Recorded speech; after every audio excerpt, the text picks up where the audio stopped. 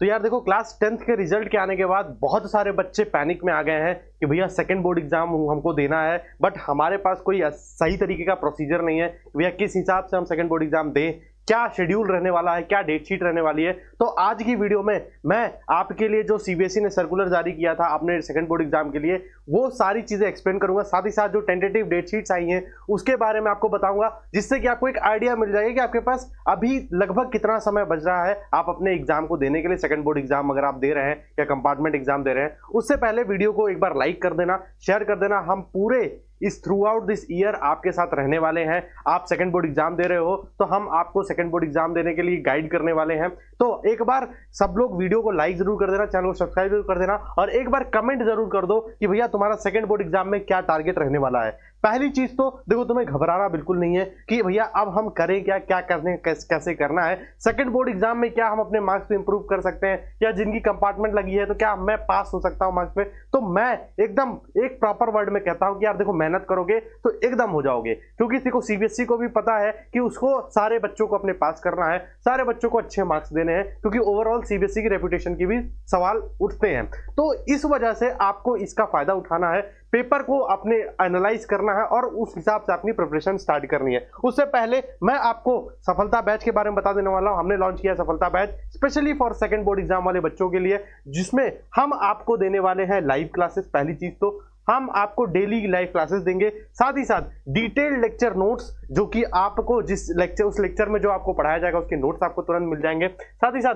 Most important questions and previous year questions, मतलब कि जो आपके रिसर्च करके क्वेश्चंस बनाए गए हैं। क्योंकि देखो 15 से 20 दिन के समय के अंदर तुम ऐसा नहीं है कि पूरे क्वेश्चन सॉल्व कर रहे हो, पूरी किताब सॉल्व कर रहे हो। तो जो डिटेल्ड और जो रिसर्च करके जो जरूरी चीज है, जो रेलिवेंट चीज है, वो तुम्हारे साथ तक पहुंचाई जाएगी। साथ ही साथ तुमको कंप्लीट पेपर का एनालिसिस बताया जाएगा, पेपर को लिखना बताया जाएगा। जब तुम्हारा सिलेबस खत्म हो जाएगा तो उसमें बाद ही हम इसी बैच के अंदर जो भी बच्चे हमारे पास रहेंगे उनको हम पेपर के में लिखना कैसे बताते हैं, कि लिख कैसे सकते हैं, वो चीज हम सिखाएंगे, ठीक है। और अपने सामने 3 से 4 5 सैंपल पेपर सॉल्व करवाएंगे। तो एक तरीके से पूरा पावर पैक्ड बैच होने वाला है। तो अभी इस बैच की प्राइस आपके पास 499 है, बट जैसे ही आप चेकआउट करने जाओगे तो 25% का आपको डिस्काउंट मिल जाएगा, और इस बैच की प्राइस लगभग 374 रुपए पड़ने वाली है बस।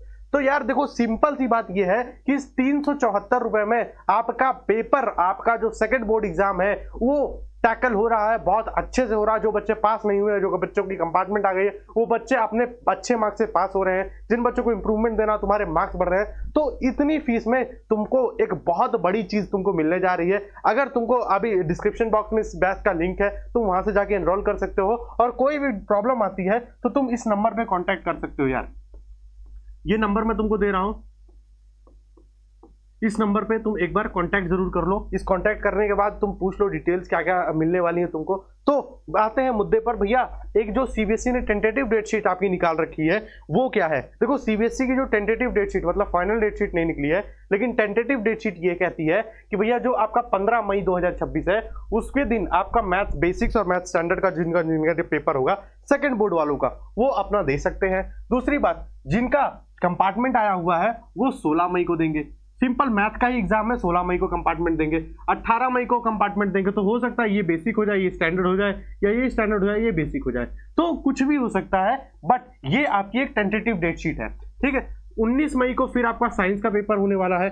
20 मई को आपको फिर इसका कंपार्टमेंट देखने को मिल जाएगा। 21 मई को फिर इसका कंपार्टमेंट देखने को मिल जाएगा। तो कुछ ना कुछ, मतलब जैसे 2 दिन के अंदर कुछ बच्चों को एक दिन में डाल दिया, कुछ बच्चों को दूसरे दिन में डाल दिया, ठीक है। फिर आपको 22 मई के आसपास सोशल साइंस का पेपर मिल जाएगा। उसके बाद 2 दिन का आपका कंपार्टमेंट चलने वाले हैं। फिर 26 मई में जो लैंग्वेजेस के पेपर्स हैं, जो लैंग्वेजेस मतलब इंग्लिश हो गई, हिंदी हो गई, तो जिन जिन बच्चों ने इसके लिए सेकंड बोर्ड एग्जाम के लिए रजिस्ट्रेशन करवा रखा है लैंग्वेज के लिए, तो वो आपका लगभग 25 से 26 में देखने को मिल जाएगा।